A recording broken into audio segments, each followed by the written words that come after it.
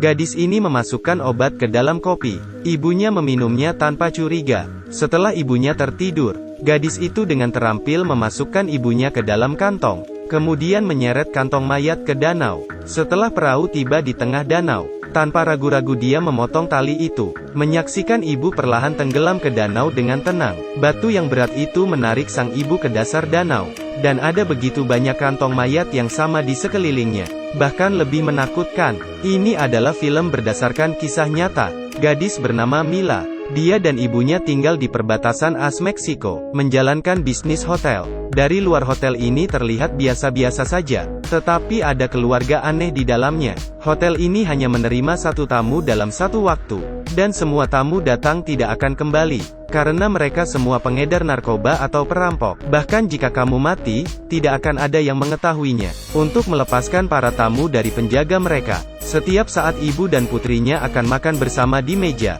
memasukkan obat dalam minuman tamu. Setelah tamu pingsan, mereka akan menjarah barang-barang. Mila pergi melihat ke dalam mobil.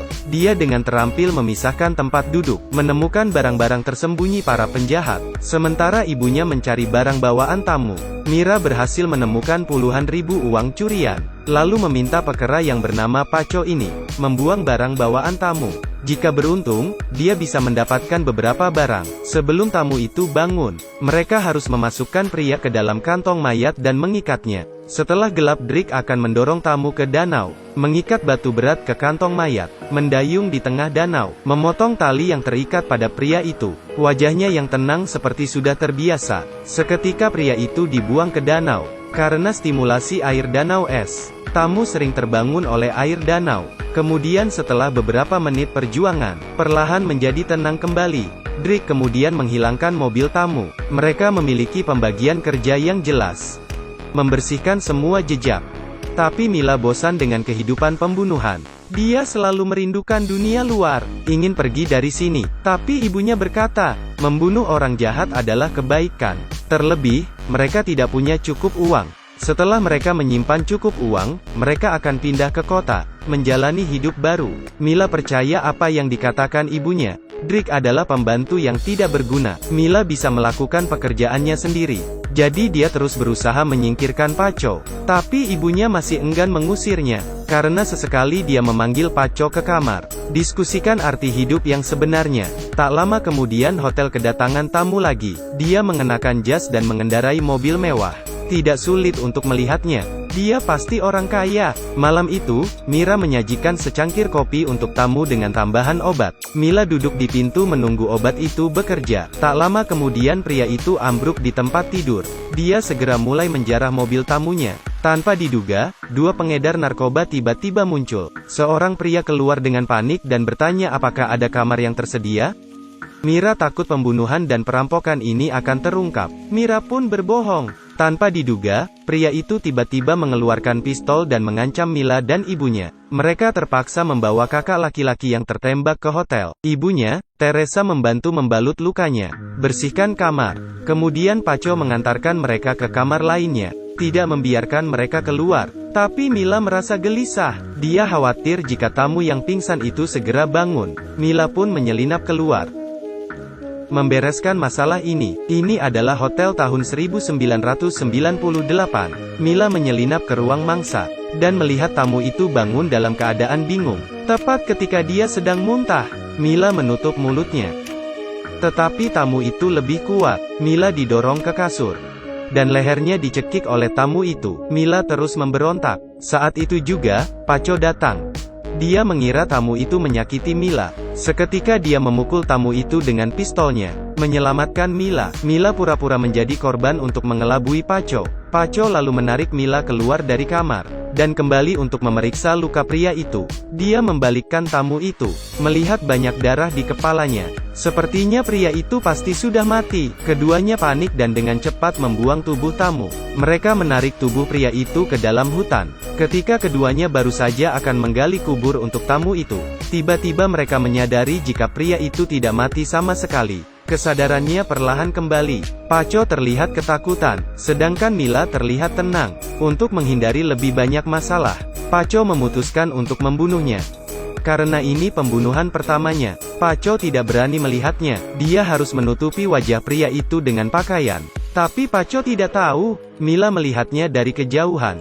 Dia tidak memiliki belas kasihan di hatinya. Sejak itu Mila menyukai Paco. Perlahan keduanya mulai berbicara lebih banyak. Tapi ibunya memperingatkannya, apa yang dia lakukan bukan sebuah kebaikan. Mereka harus membunuh mereka secepatnya. Hari ini, Paco meminta Mila untuk menemaninya membeli obat untuk kakaknya. Mila mengendarai mobil. Pemilik apotek sangat waspada terhadap orang asing. Paco hanya bisa memanfaatkan Mila, mengatakan Mila pacarnya. Ketika mendengar ini diam-diam Mila senang. Dalam perjalanan, pembicaraan mereka semakin spekulatif. Mereka diam-diam saling mencintai. Keduanya berbicara dan tertawa saat makan malam bersama. Tetapi Mila tahu bahwa ibunya memiliki kendali atas dirinya. Pasti tidak akan setuju jika dia bersama Paco. Jadi keduanya diam-diam berkencan. Setelah keduanya berkencan, ibunya memanggil Mila. Teresa bisa melihat ada yang salah pada mereka. Jadi dia memanggil Mila ke kamar dan menceramahinya. Bahkan menamparnya. Jadi Mila mulai menghindari Paco. Paco merasa sedih. Dia menarik Mila, berjanji sampai kakaknya sembuh. Dia akan membawa Mila pergi jauh, membebaskannya dari kendali ibunya, memulai hidup baru. Kata-kata manis Paco membuat Mila terharu. Meskipun Mila juga ingin meninggalkan tempat ini, tapi idenya terlalu naif. Pria tidak tahu kekejaman ibunya. Hari ini, Mila dipanggil ke rumah oleh ibunya lagi untuk berbicara. Ibunya berkata, Paco adalah bencana bagi mereka. Dia harus dibunuh. Meminta kerja sama Mila. Tapi Mira sudah jatuh cinta dengannya. Tidak ingin membunuhnya. Ibu yang tak berdaya mengambil keputusan. Mila pun menyetujuinya. Namun tiba-tiba, Mira mengajak Paco lari bersamanya. Ternyata Paco membohonginya. Dia yang tadinya mengajak Mila pergi bersamanya, malah berkata dia tidak ingin bersama Mila. Dia terus memohon kepada Paco, ingin pergi dari tempat ini, ingin menyelamatkan nyawa Paco. Tetapi dia menolak gadis itu berulang kali. Sepertinya sudah waktunya untuk memulai. Teresa dengan terampil menggaruk dinding. Ini mewakili sebuah kehidupan. Dan dia telah membunuh 53 orang. Teresa berdoa, sambil tertawa. Dia akan membunuh dua mangsanya. Setelah membunuh mereka, dia bisa membawa putrinya ke kota untuk menjalani kehidupan baru. Tiba-tiba sesuatu terjadi. Drake datang ke hutan, mengeluarkan harta yang telah dikumpulkan. Barang ini adalah milik para tamu. Tetapi dia tidak sadar, kakak Paco ada di belakangnya.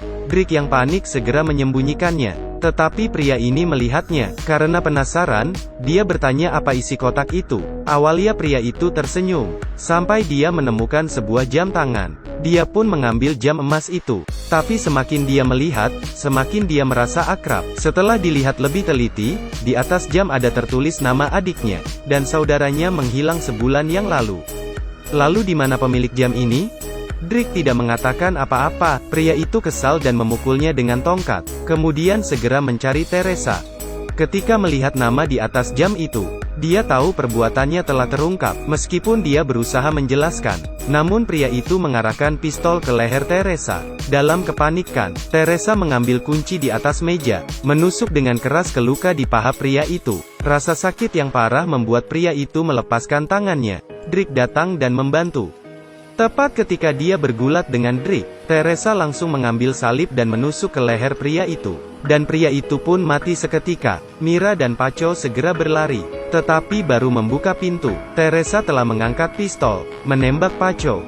Teresa takut Paco belum mati dan menembaknya lagi. Mila menyaksikan Paco mati di depannya. Dia tidak bisa mengerti, mengapa ibunya membunuh pacarnya. Ibunya memberitahu Mila, orang-orang yang mati ini, mereka adalah orang jahat. Mira mendayung bersama ibunya ke tengah danau lagi. Mira terdiam sejenak dan melepaskan Paco ke danau. Perasaannya sudah mati. Keesokan harinya Mila menyelinap ke ruang rahasia ibunya, melihat banyak uang dan permata yang tak terhitung jumlahnya. Semua ini cukup membuat mereka menjalani hidup yang baik. Mila tidak mengerti, jelas-jelas uangnya sudah tercukupi. Mengapa ibu tidak membawanya pergi? Apakah seperti yang dikatakan Paco, ibu telah menipu dan mengendalikan dirinya?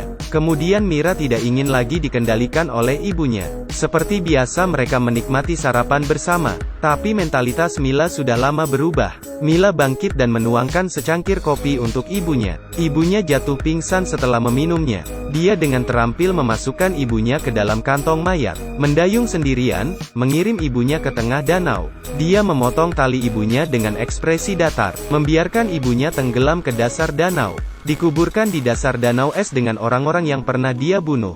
Film Coyote Lake. Distorsi psikologis Teresa kecanduan membunuh, bahkan mengontrol putrinya, menjadikannya kaki tangannya. Untungnya, Mila akhirnya lolos dari tempat itu, dan cerita pun berakhir. Bagi teman yang suka, ikuti saya terus.